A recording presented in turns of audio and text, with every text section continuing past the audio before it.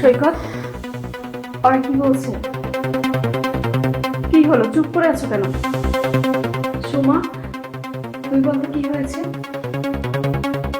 আজব তো, তোমরা দুজনেই এভাবে চুপ করে আছো কেন? তোমরা যদি কথা না বলো তাহলে তো ওদের কথা প্রতিবাদ করতে পারবো না, বলো। শকত, কথা বলছিস না কেন? চুপ করে আছিস কেন? বল কি হয়েছে? তোমরা যেহেতু চুপ করে আছো, তার মানে তোমাদের চুপ থাকাটাই বলে দিচ্ছে যে ওরা যা বলছে সবটাই সত্য। ছি, ছি, তুই এত বড় একটা বিশ্বাসঘাতকতা কেমনে করলা আমার সঙ্গে? বলো, বলো কিভাবে করলা? একটা ভুল করে ফেলেছি। I sorry, extremely sorry. মা কি বলছো? উনাকে ভুল করে ফেলেছে? তুমি তো ভুল করোনি, তুমি অন্যায় করেছো। তুমি আমার সঙ্গে অন্যায় করেছো, তুমি আমার বাচ্চার সঙ্গে অন্যায় করতেছো। আমি প্রেগন্যান্ট, তুমি কি ভুলে গেছো? আর এই যে, এই বেঈমান, তোকে আমি এই বাড়িতে এনেছি। তোর যখন অসহায় অবস্থা ছিল, তোকে এই বাড়িতে আমি ঠাঁই দিয়েছি। এনারা কিন্তু কেউ রাখতে চায়নি। তুই যে মানুষটার দিকে হাত বাড়িয়েছিস, এই মানুষটাও কিন্তু তোকে রাখতে চাইনি। এদের সঙ্গে আমি এই যে আমি যুদ্ধ করে আমি এই বাড়িতে তোকে থাকতে দিয়েছি। আর তুই কি না, তুই আমার স্বামীটাকে কেড়ে নিতে চেয়েছিস। কিভাবে পারলি? মুখটা কি একটা বারের জন্য কাঁপেনি? আমি কি দুধ দিয়ে কালসাপ পুষেছি? মা, আমি কি দুধ দিয়ে কালসাপ পুষেছি বলেন তো?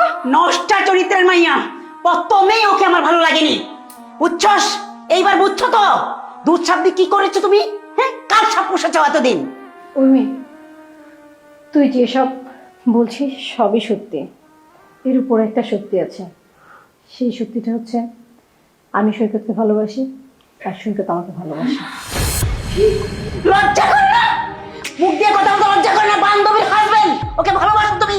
ওর সংসারটাকে জ্বালিয়ে পুরো ধ্বংস করে দিতে আসছো। বেঈমান! ভুলটা আমারই ভুল। কারণ যেখানে নিজের মায়ের পেটের বোনকে মানুষ বিশ্বাস করে না, সেইখানে তুই তো আমার বান্ধবী, আমার সঙ্গে তো রক্তের কোনো সম্পর্ক নাই। তোকে এই বাড়িতে ঠাঁই দেওয়াটাই আমার ভুল হয়েছে। এখন তুই আমার সংসার থেকে নিতে পারছিস না? আসলে এভাবে উত্তেজিত হও না। একটা মানুষ কখন কাকে কিভাবে ভালোবেসে ফেলে সেটা কিন্তু বলা যায় না। আমি ওকে ভালোবেসে ফেলেছি, এখন কি করব বলো? মা, আপনার ছেলে তো ভালোবেসে ফেলেছে, এখানে আমি কি করব বলেন তো? এখানে আমি কি বলবো? আমার তো বলার কিছু নাই। ঠিক আছে, তোমরা দুজনকে যেহেতু এত ভালোবেসে ফেলেছো, তুমি তোমার সংসারের কথা চিন্তা করলে না, তোমার বাচ্চার কথা চিন্তা করলে না, আর তুই তোর বান্ধবীর কথা চিন্তা করলি না যে তোর বান্ধবী কি হবে। মা, এক কাজ করেন, ওদের দুজনকে বিয়ে পড়িয়ে দেন। না না না বৌমা, বৌমা চিন্তি কথা মুখ দিয়ে না, তোমার জীবনটা নষ্ট হয়ে যাবে মা। আমার জীবন নষ্ট হবে এটা তো আপনার ছেলে ভাবেনি, ভেবেছে? একটা বারের জন্য ভাবেনি। এই যে এই বাচ্চাটা যখন পৃথিবীতে আসবে, তখন ওকে আমি কি জবাব দিব বলেন তো? আমি বলবো এটা হচ্ছে ওর দ্বিতীয় মা, ওর বাবা আরেকটা বিয়ে করছে, এগুলো বলবো? আমি তো বলতে পারবো না, কারণ আমি নিজেই তো আমার স্বামীকে অন্য কারোর সঙ্গে ভাগ করে নিতে পারবো না। আপনার ছেলে যেহেতু এই মেয়েটাকে ভালোবেসে ফেলেছে, এদের দুজনকে বিয়ে দিয়ে দেন, এটাই ভালো হবে। আর তাছাড়া ওদের যদি বিয়ে না দিয়ে দেন, এই যে গ্রামের লোকজন আসছে, এরা কি ছাড়বে? এরা তো ছাড়বে না। এরা পুরো গ্রামে রটিয়ে দিবে আপনার ছেলে অন্য একটা মেয়ের সঙ্গে পরকীয়া করেছে, ধরা পড়েছে। এতে মান সম্মান আপনার ছেলেরই চলে যাবে, আমার কিচ্ছু কিন্তু হবে না।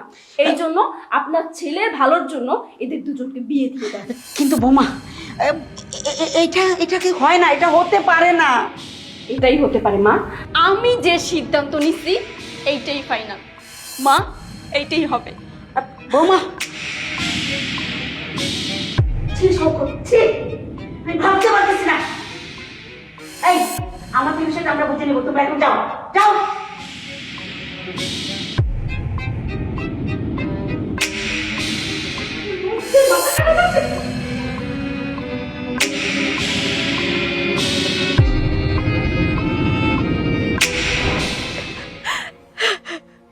বৌমা, এখানে এক দেখলে বসে কাঁদতেছো?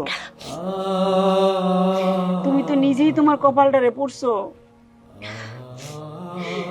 আমার নিষেধ শোনো নাই, প্রথম থেকে আমার এই মেয়েটারে পছন্দ হয় নাই।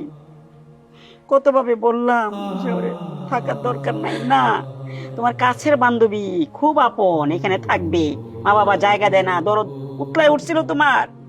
এখন বুঝো তোমার কপাল পোড়ার জন্য তুমি দায়ী। আমি কেমনে বুঝবো মা?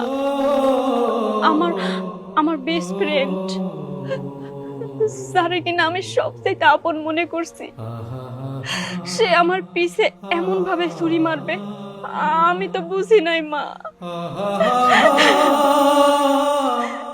খুব বিশ্বাস করছিল না? আমার তো প্রথম দেখে মনে হয়েছে এই মেয়েটা ভালো না, সুবিধার না।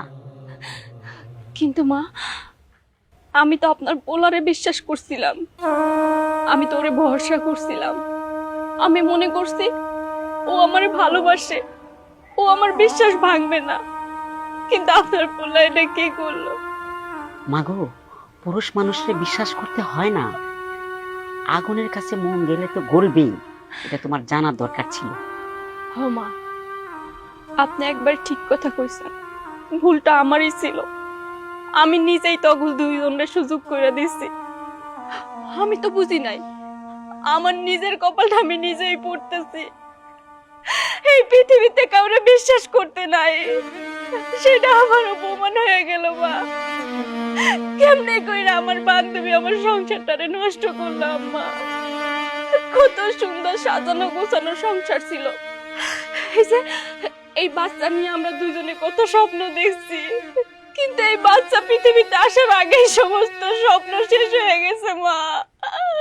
কেন এমন হইল কত?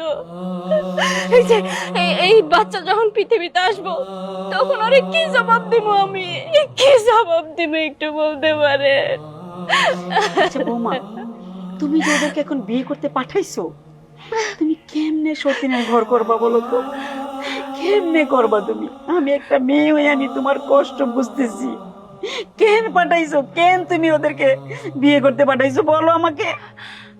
আমি তো পারবো না। আমি যে মানুষটার এত ভালোবাসছি, পাগলের মতো ভালোবাসছি, সেই মানুষটা আমারই বান্ধবীর সঙ্গে একই সঙ্গে থাকবে, একই বিছানায় ঘুমাইবে, আমি এইটা দেখা এই বাড়িতে থাকবো না মা? আমি পারবো না। আমি সিদ্ধান্ত নিচ্ছি, আমি এই বাড়ি থেকে চলে যাবো, অনেক দূরে চলে যাবো।